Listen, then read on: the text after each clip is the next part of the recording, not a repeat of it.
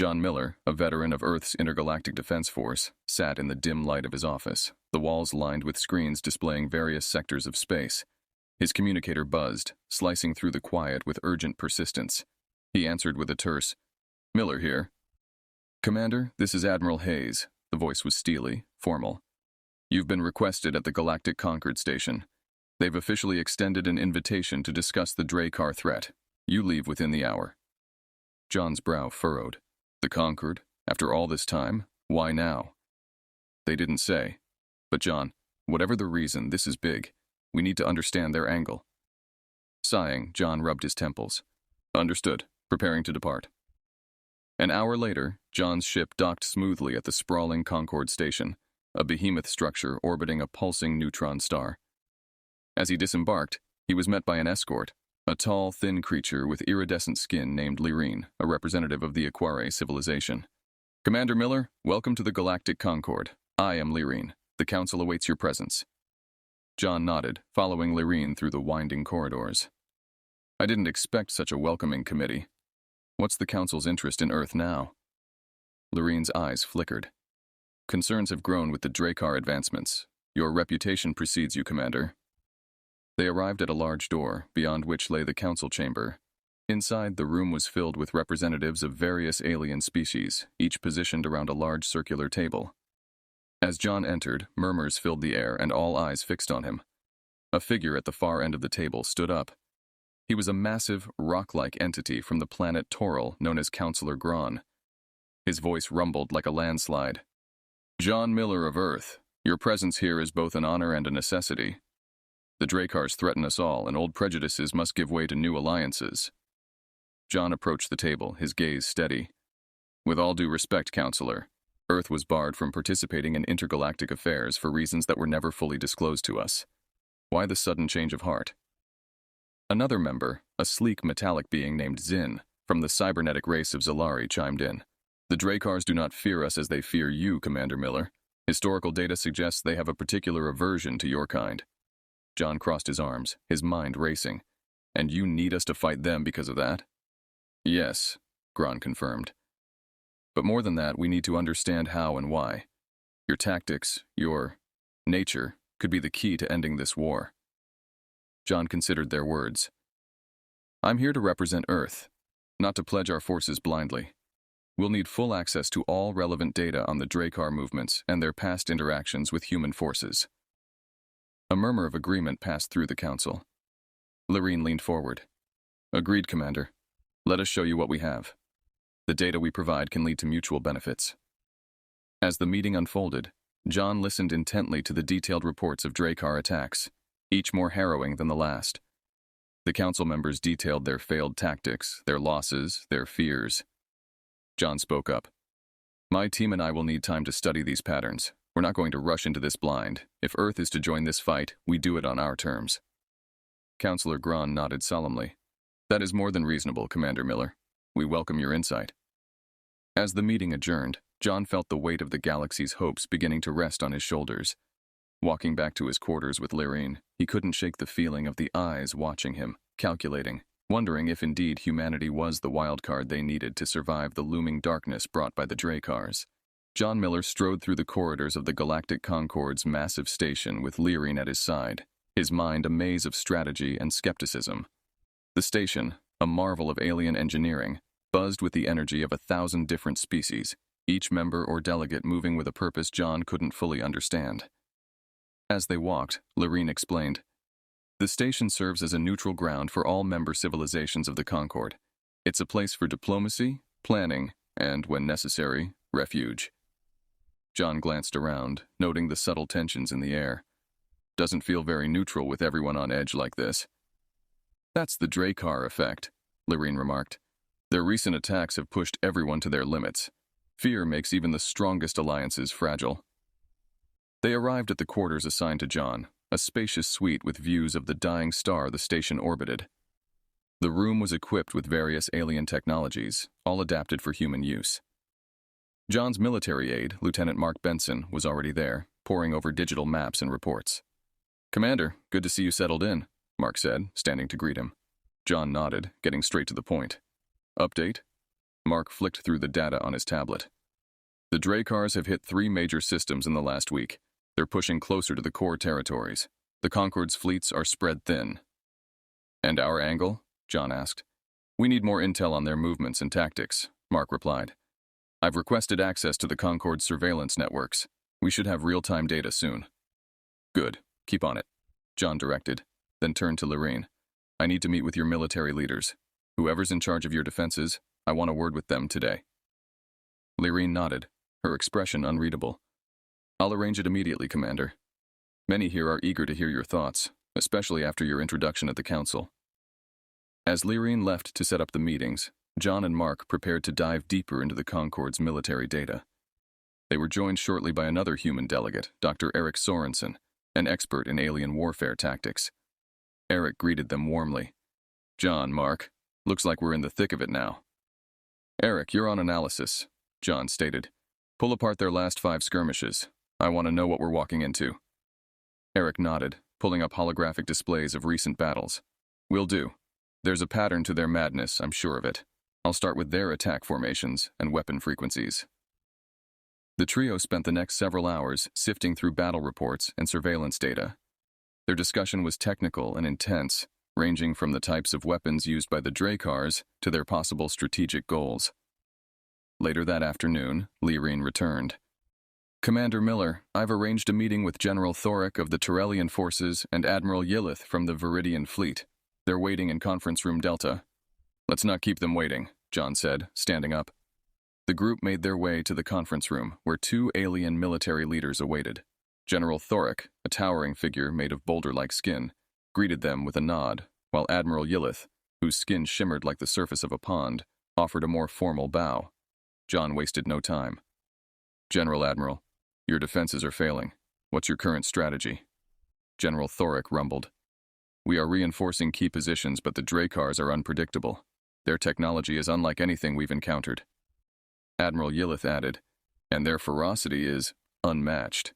We've never seen such aggression. John listened, his mind already racing with plans and possibilities. All right, let's map out where your defenses are weakest and start there. We can't outgun them, so we'll outsmart them. The meeting stretched into hours as they debated tactics and exchanged ideas. John pushed them hard, challenging every point and plan. As the session concluded, it was clear that John's direct approach and tactical acumen had made an impression. Walking back to his quarters with Mark and Eric, John felt the first stirrings of a plan taking shape. We're going to turn their aggression against them. It's time they learned why humans were feared. Mark grinned. Just like old times, eh, boss? John nodded, a determined glint in his eye. Exactly. Let's show them what Earth can do. John Miller, Lieutenant Mark Benson, and Dr. Eric Sorensen prepared for their first direct encounter with the Dracars. Standing in the hangar bay, they suited up in specialized combat gear designed for the harsh conditions of interstellar conflict. John checked his gear methodically, his eyes focused and alert. Remember, the Dracars have hit hard and fast in every recorded skirmish. Expect no different today, John briefed his team as they loaded into the tactical shuttle. Mark, double-checking his weapon systems, nodded. We'll be ready for them. As their shuttle departed the Concorde station, Eric reviewed the latest intelligence feeds. Initial reports suggest the Dracars are using a small outpost as a forward base in the Secundus system. If we can push them back there, it'll disrupt their advance. The journey to the Secundus system was tense, each member of the team lost in their own thoughts about the upcoming confrontation. When they arrived, the scene was grim. The outpost, once a bustling hub for Concord operations, was now a smoldering ruin. They didn't waste any time, John observed, surveying the damage through the shuttle's viewport. The team landed near the wreckage, the smell of burnt metal and ozone thick in the air. They moved through the debris with precision, scanning for any sign of the enemy. Suddenly, Mark's scanner beeped rapidly. Contact! Multiple signatures just beyond that ridge. John signaled for caution. Eyes sharp, let's move. They approached the ridge stealthily, finding a vantage point. Below them, a group of Dracars were patrolling the area. The aliens were imposing, each one towering and clad in armor that seemed to absorb light. John whispered, On my mark, we engage. Aim for the joints. It's the only weak spot we've identified in their armor. The team waited for the right moment.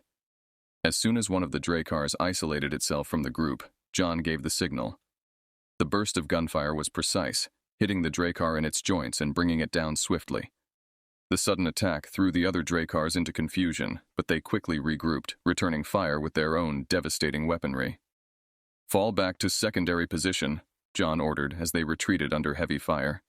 They managed to regroup behind a collapsed structure, assessing their situation.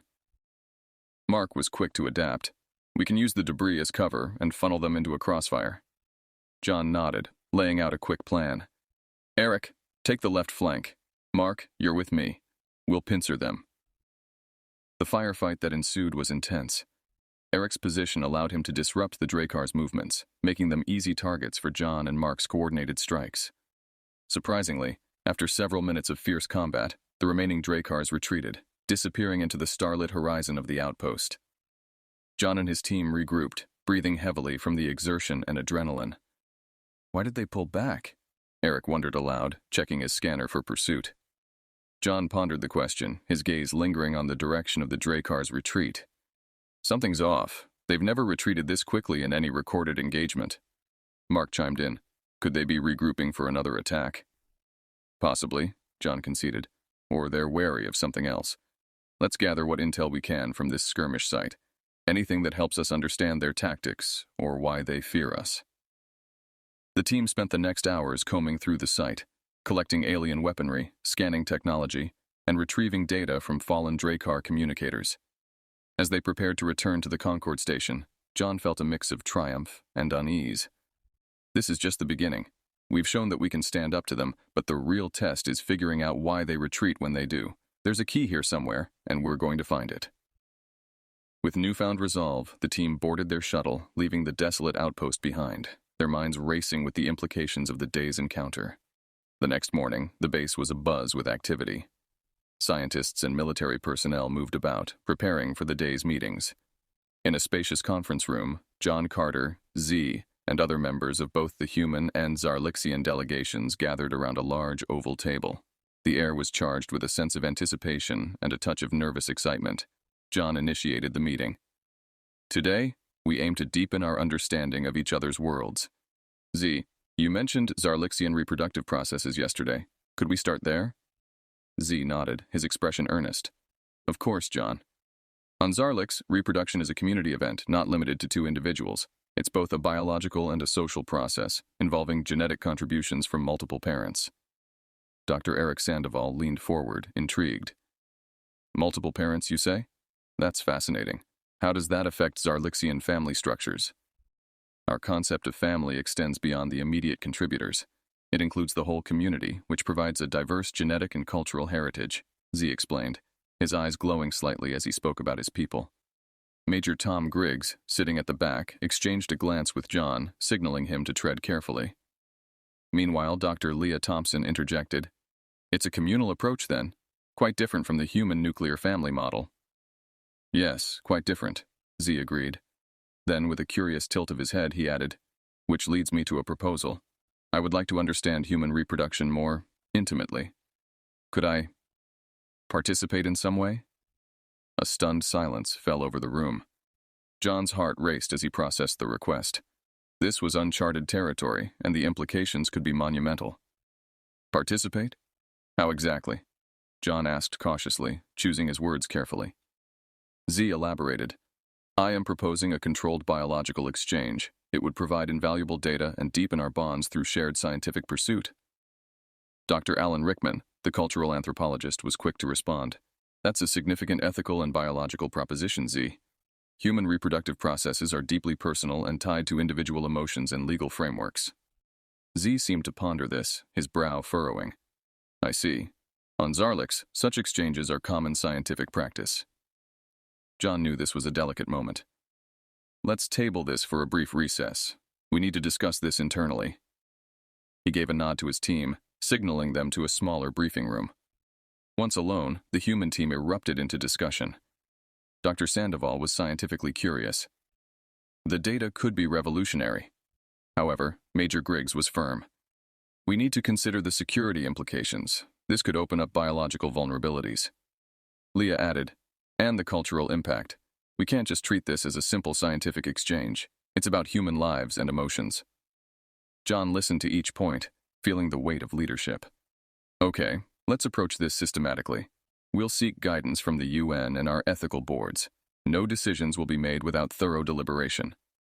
Returning to the conference room, John addressed Z. We appreciate your proposal and the trust it implies. However, we must consider all implications carefully. We'll continue our discussions and get back to you with a considered response. Z nodded, understanding the complexity of his request. Of course, I respect your processes. We are here to learn from each other after all. As the meeting adjourned, the air was filled with a mix of curiosity and concern. John knew the days ahead would require careful navigation as they delved deeper into not just scientific but ethical frontiers. As tensions mounted, John Miller, Mark Benson, and Dr. Eric Sorensen prepared for the forthcoming strategic summit with the leaders of the Galactic Concord. In the conference room, alien representatives filled the seats, their expressions ranging from cautious optimism to outright suspicion. The diverse alien assembly underscored the gravity of the situation. The Drakkar threat was pushing the Concord to its limits, and everyone was looking to John for a solution. John opened the meeting with a direct approach. We all know why we're here. The Drakkars are not just an enemy to humanity. They are a threat to every civilization in this room. We've seen what they can do, and we know our current strategies aren't enough. General Thoric, the Tyrellian commander, grumbled his agreement. Our defenses are failing. Every attempt to hold them back results in more losses than gains. We need a new approach. Admiral Yillith, representing the Viridian fleet, added, Their technology adapts faster than we can counter. It's as if they're learning from each encounter. Eric, who had been analyzing the battle data, chimed in with a critical observation. That's precisely it. They learn, but their tactics have vulnerabilities. We've noticed a pattern in their retreats. They seem to avoid prolonged engagements, especially against unfamiliar tactics. John nodded, pacing slowly in front of the assembly. That's our edge. They're cautious of the unknown. We need to exploit that. We can introduce new combat strategies that are irregular, unpredictable. It's what humanity has been good at throughout our history. A murmur rippled through the room. Mark laid out their proposed strategy on the main screen, showcasing a series of unorthodox maneuvers designed to disrupt and confuse the Drakkar forces. These tactics are high risk, Mark explained. They require precise execution and the willingness to adapt quickly to changing battlefield conditions. Counselor Gran was the first to respond. These tactics, they are reminiscent of the darker aspects of warfare. Are we ready to take such risks? What are the ethical implications? John met Gran's gaze firmly. The ethical implication is that if we do nothing, or if we keep doing the same things, we will lose. Not just battles, but entire civilizations. Our proposal offers a chance to save lives by taking decisive action now. After a tense pause, Lyrene spoke up. Commander Miller, the Aquari support your proposal. We believe that adopting these tactics, under strict oversight, could turn the tide. One by one, other representatives voiced cautious support. The consensus was clear. Desperate times called for bold measures. The meeting concluded with the Concord leaders authorizing a trial of the new tactics against a Drakkar fleet approaching a strategic system. John, Mark, and Eric were to lead the mission, with each responsible for a segment of the operation. As they prepared to depart, John pulled his team aside for a final briefing. This is more than just a mission. It's a test. Of our tactics, yes, but also of our ability to lead in this war. We need to be sharp, relentless, and above all, smart. We win this by being what the Drakkars aren't expecting. Eric nodded, his face set with determination. We have the element of surprise on our side. Let's make it count. Mark checked his gear, his expression serious but confident.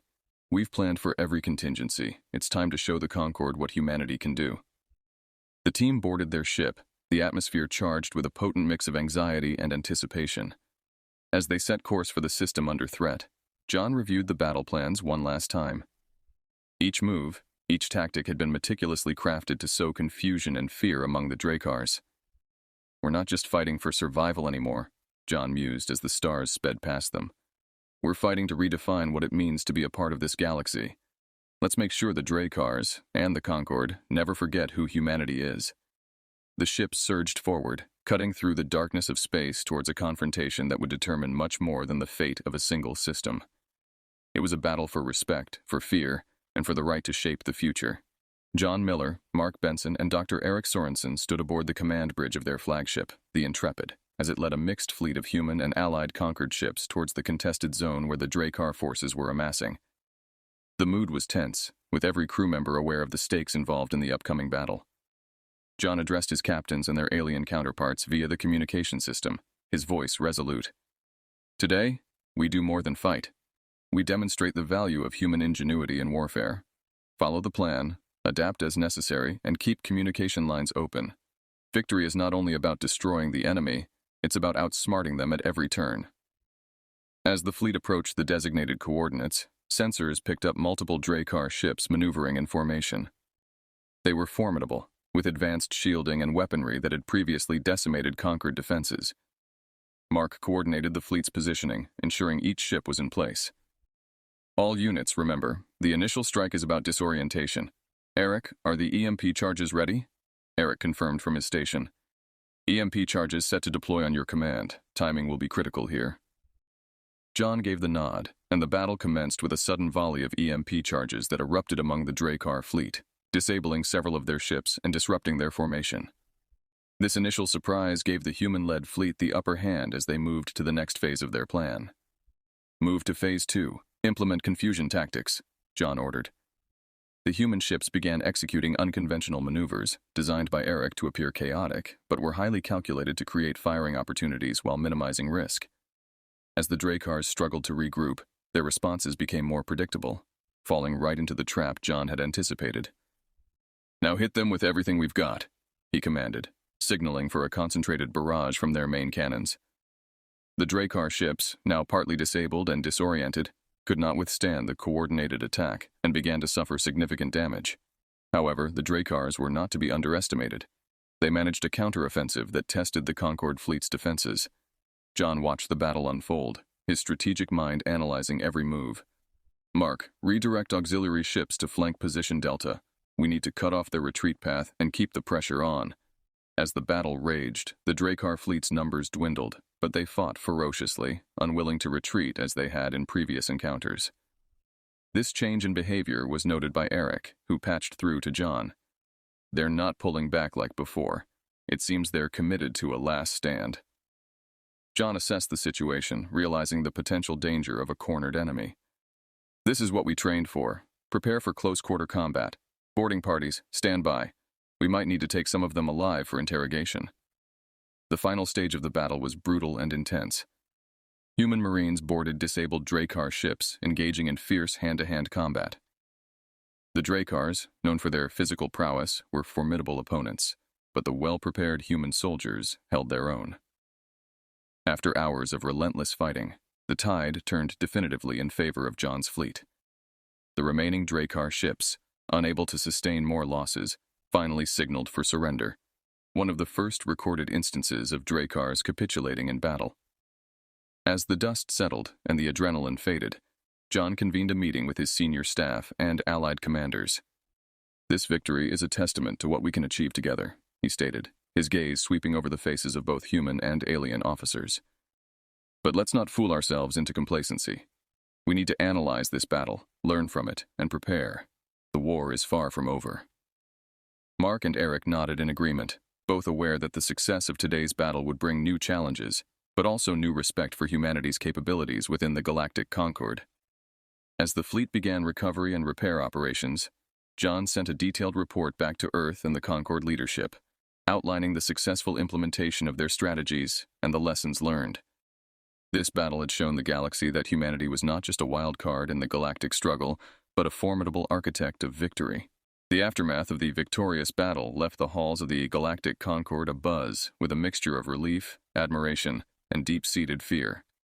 John Miller, now recognized as the architect of the first major defeat against the Drakkar forces, faced both accolades and scrutiny as the broader implications of humanity's tactical prowess began to ripple through the Alliance.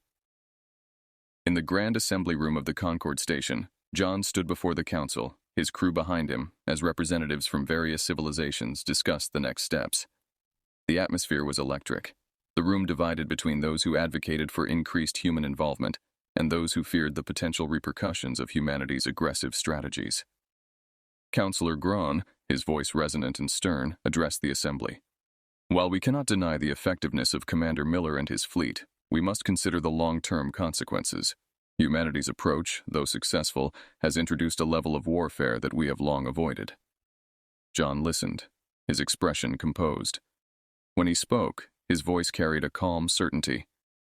Counselor, with respect, the Dracars have not afforded us the luxury of restraint. If we do not meet their aggression with equal force, we risk not only defeat, but annihilation. Our tactics, though severe, are necessary. A sleek, avian-like representative from the Sci-Fi sector, Counselor Linai, supported John's stance. I concur with Commander Miller. The Dracars understand only strength. If we do not adapt, we will fall, one by one. We must embrace this new strategy while we still have the means to oppose them. The debate raged on, with voices rising in passion and fear. Mark and Eric stood by John, their presence a silent testament to the unity and resolve of the human delegation. As the council deliberated, private conversations and political maneuvering played out in the shadows of the chamber. Later, in a quieter corner of the Concord, John met with his closest advisors. Mark looked concerned. The council is split, John. Some are calling for restrictions on our engagement, fearing escalation that could spiral out of control. Eric, reviewing data on a tablet, added, and some are worried about the Dracars retaliating with even more brutal tactics. We've set a precedent here. We need to be ready for the consequences. John nodded, his mind racing through scenarios. Prepare for both. We'll need to refine our strategies, ensure they're sustainable, and that we're not crossing lines that put civilian populations at risk. As they strategized, an urgent message arrived from an outer sector. A Dracar fleet, larger than any seen before, was amassing near a critical junction. The message was clear. The Dracars were not just seeking a battle, they were signaling a war of attrition. The next council session was tense, with John arguing for a preemptive strike using the same tactics that had won them the last battle. If we wait, we give them time to fortify. We strike now while we have the momentum. Reluctantly, the council approved the plan, granting John and his team broad authority to lead the assault. As the fleet prepared, John addressed his crew, his voice imbued with the gravity of their mission. This is more than a fight for territory. It's a fight for the future. We've shown them our strength. Now we'll show them our resolve. The fleet departed amidst mixed feelings of dread and determination. As ships warped out of the Concord station, John stood on the bridge of the Intrepid, the weight of command heavy on his shoulders. Beside him, Mark and Eric were stalwart, ready for the challenges ahead. The ensuing battle was fierce and relentless. John's fleet executed their strategy with precision, pushing the Dracar forces back, but at great cost. The Dracars responded with unexpected ferocity, utilizing tactics that mirrored the ruthlessness they had encountered. When the dust settled, the human-led fleet had secured a Pyrrhic victory.